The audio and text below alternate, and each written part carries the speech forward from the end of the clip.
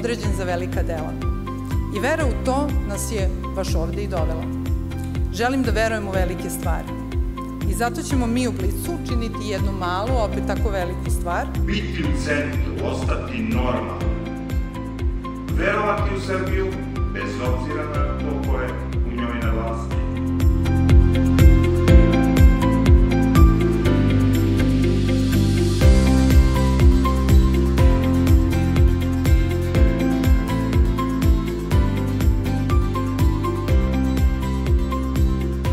We can move on, gentlemen.